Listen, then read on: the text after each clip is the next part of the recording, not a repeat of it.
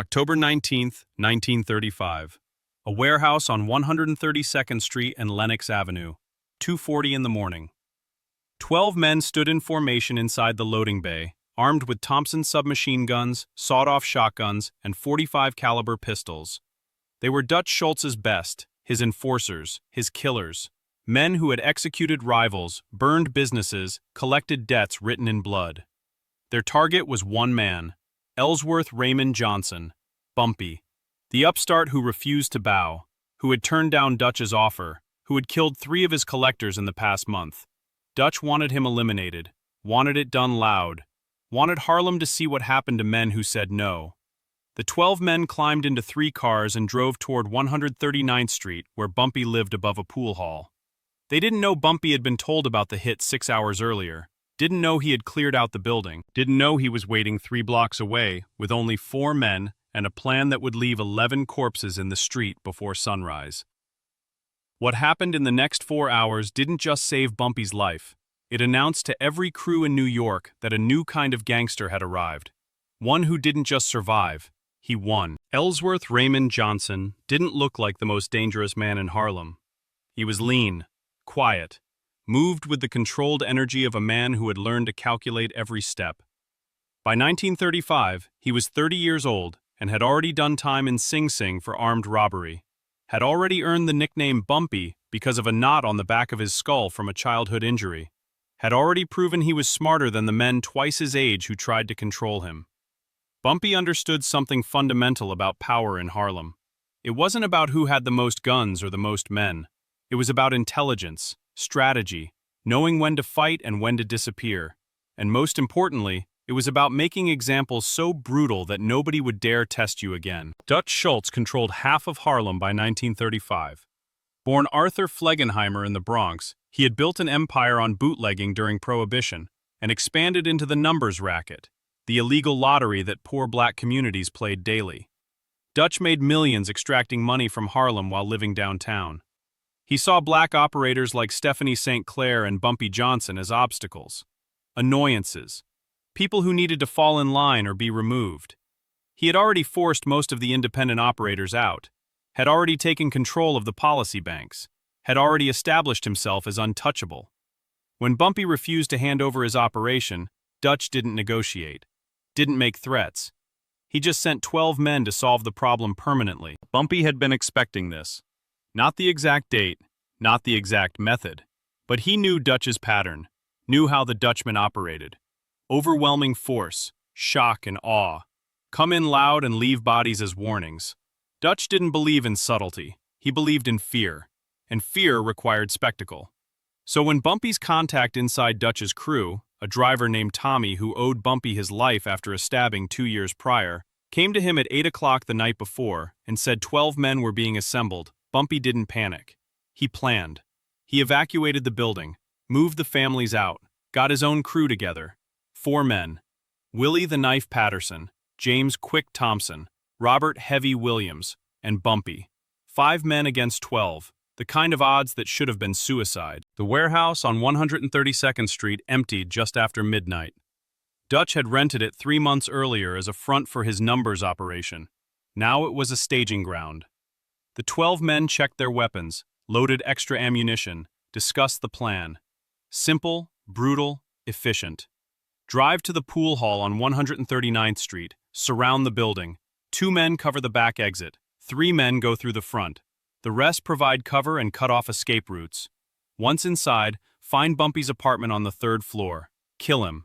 Kill anyone with him. Leave the bodies where they fall. Make it clear what happens to men who defy Dutch Schultz. The crew leader was a man named Vincent Chin DeLuca, a Sicilian who had worked for Dutch for 6 years. Chin had killed 19 men, never been arrested, never been touched.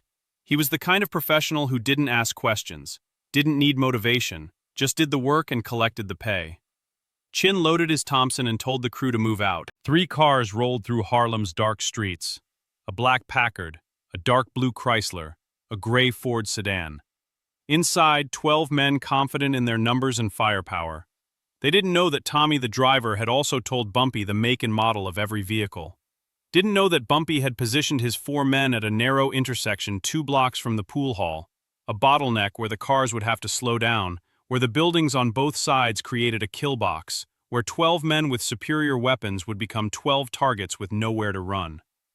Bumpy's strategy was simple: hit them before they reached the pool hall, hit them when they were most vulnerable, hit them so hard and so fast that they wouldn't have time to coordinate, turn their numbers into a liability. The three cars approached the intersection of 137th and 7th Avenue.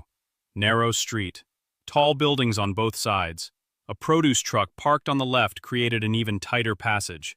The cars slowed down. Single file. The Packard in front, the Chrysler in the middle, the Ford bringing up the rear. Bumpy stood in a fourth-floor window of an abandoned tenement overlooking the intersection. Willie and Quick were positioned on the opposite side. Heavy was at street level behind the produce truck with 2 Molotov cocktails. Bumpy raised his hand, waited. The Packard entered the intersection. The Chrysler followed. The Ford was halfway through when Bumpy dropped his hand. Heavy lit the first Molotov and threw it at the Packard. The bottle shattered against the hood. Gasoline and flame erupted across the windshield and engine block. The driver panicked and swerved, crashed into a lamppost. The second Molotov hit the Ford's rear window. Fire spread instantly. Men inside started screaming. Bumpy opened fire with a Thompson submachine gun. 30 rounds tore through the Packard's passenger side. Glass exploded. Metal punctured. Bodies jerked. Willie and Quick opened fire on the Chrysler from the opposite window. Crossfire. The middle car was trapped between burning vehicles and 2 elevated positions. The men inside tried to bail out, tried to return fire, tried to figure out where the attack was coming from. Chin DeLuca kicked open the Chrysler's back door and rolled out with his Thompson, fired blind toward the building where Bumpy was positioned. Bullets chipped brick and shattered windows but missed their target. 3 of his men followed him out. 2 were cut down immediately by Quick's shotgun blasts. The third made it to cover behind a mailbox. Chin dragged himself behind the Chrysler and tried to assess. His crew was being slaughtered. The Packard was fully engulfed in flames. The Ford was burning and the men inside were either dead or dying. The Chrysler was riddled with bullet holes. 8 of his 12 men were already down. Bumpy reloaded and called down to Heavy. Time to finish it. Heavy stepped out from behind the produce truck with a pump-action shotgun, walked toward the Chrysler, calm, steady. The man behind the mailbox saw him coming and raised his pistol. Heavy fired first. The blast took off half the man's head. Chin heard the shot and spun around, saw Heavy approaching, raised his Thompson. Heavy dove behind a parked car as bullets tore through the metal. Chin was screaming now, screaming for his remaining men to regroup, to fall back, to get the hell out. 2 men stumbled out of the burning Ford, their clothes smoking, their skin blistered. Quick shot them both before they made it 5 steps. Chin realized he was alone, realized his entire crew had been wiped out in less than 3 minutes, realized the ambush had been perfect. Bumpy came down from the building, walked into the street where burning vehicles cast flickering shadows. Willie and Quick followed. Heavy stood and pumped another round into his shotgun. Chin was trapped behind the Chrysler. Out of options, low on ammunition, he dropped his Thompson and raised his hands. Bumpy approached slowly, looked at the carnage. 11 bodies, 11 of Dutch Schultz's best killers dead in an intersection in Harlem. Looked at Chin, who was breathing hard, sweat mixing with soot on his face, eyes wide with the realization that he had just survived something impossible. Bumpy stood 5 feet away and spoke for the first time that night. His voice was calm, almost conversational. He told Chin that he was going to let him live, that Chin was going to walk back to Dutch Schultz and deliver a message, that the message was simple. Harlem isn't for sale. It isn't for rent. It isn't going to bow to downtown gangsters who think they can walk in and take what belongs to the people who built it. Bumpy told Chin to look around, to memorize what he saw, to understand that this wasn't luck, this wasn't desperation, this was planning, this was intelligence. This was what happened when you underestimated the wrong man. Chin nodded, didn't speak, couldn't speak. Bumpy turned and walked away. Willie, Quick, and Heavy followed. They disappeared into the pre-dawn darkness while fires still burned and sirens started wailing in the distance. Chin stood alone among the corpses of his crew, stood there shaking, not from cold, from understanding. He had just witnessed something that would change everything. The balance of power in Harlem had shifted, and he had to be the one to tell Dutch Schultz that his best men were dead and the man he sent them to kill was now the most dangerous person in the city. The sun came up over Harlem at 5:43 in the morning. Police arrived at the intersection to find 3 burned-out vehicles and 11 bodies. Some burned beyond recognition, some riddled with bullets, some both. Witnesses claimed they didn't see anything, didn't hear anything, didn't know anything. The detectives knew it was a lie, knew the entire neighborhood had heard the gunfight, knew someone had seen what happened, but nobody talked, because talking in Harlem meant dying. And because deep down, the neighborhood understood that 11 white gangsters from downtown had come to kill one of their own and had been slaughtered instead. That meant something. That was justice of a kind the police would never deliver. Chin DeLuca walked into Dutch Schultz's headquarters at the Embassy Club on East 86th Street at 7 in the morning. He was covered in soot, his clothes were torn, his hands were shaking. Dutch was eating breakfast, eggs and toast and coffee. He looked up when Chin entered, looked at Chin's face, looked at the fact that Chin was alone, asked where the others were. Chin's voice came out hoarse, cracked. He said they were dead. All of them. Said Bumpy had been waiting, had ambushed them, had killed 11 men in under 5 minutes and let Chin live to deliver a message. Dutch stopped eating. His face went red. He demanded to know what the message was. Chin repeated Bumpy's words exactly. Harlem isn't for sale. It isn't for rent. It won't bow to downtown gangsters who think they can take what belongs to the people who built it. Dutch stood up, flipped the table, started screaming, started throwing things, started saying he would send 50 men, 100 men, would burn Harlem to the ground.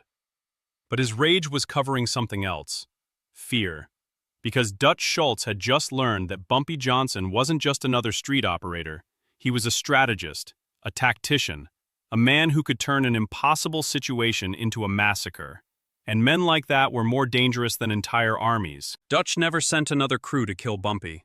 Not because he forgave the insult, not because he accepted the loss, but because his advisors convinced him that going to war with Bumpy would cost more than it was worth, that Harlem was turning against outside control, that the black operators had community support in ways Dutch never would, that Bumpy had just proven he could win against overwhelming odds, and most importantly, that Dutch had bigger problems.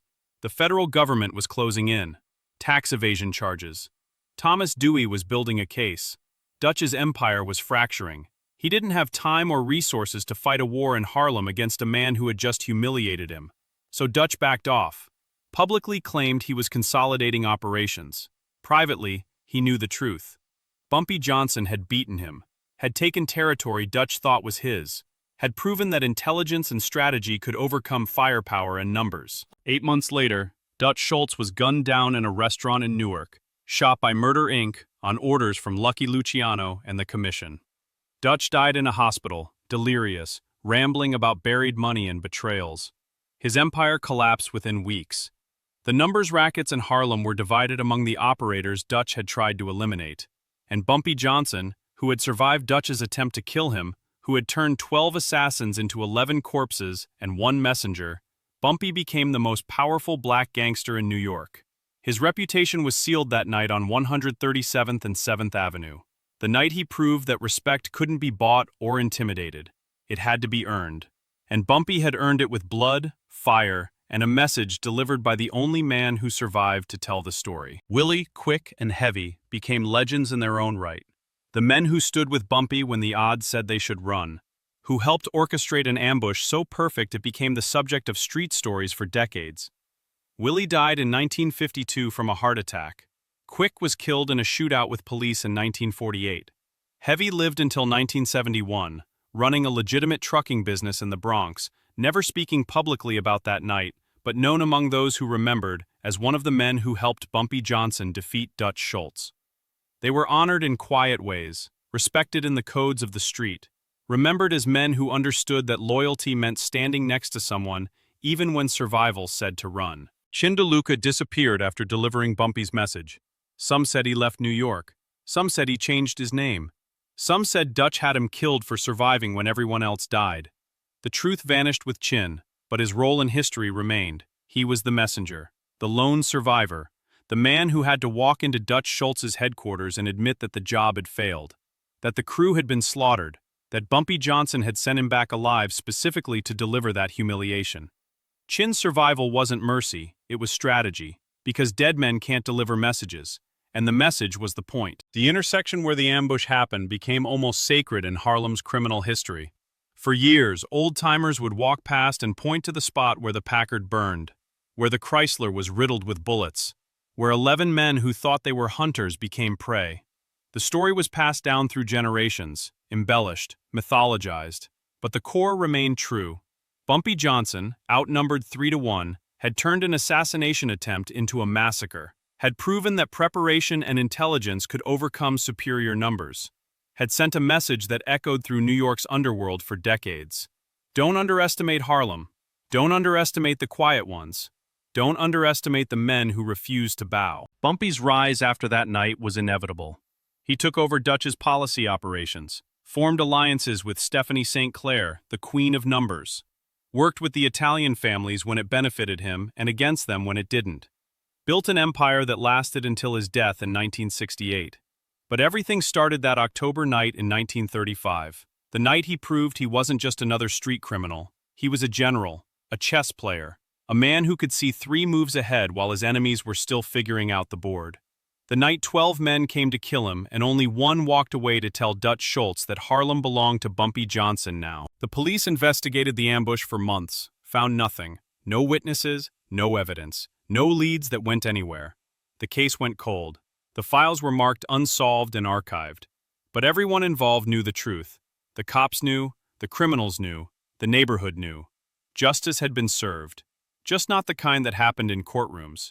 The kind that happened in the streets at 2 in the morning, when men with guns tried to take something that didn't belong to them and paid the price.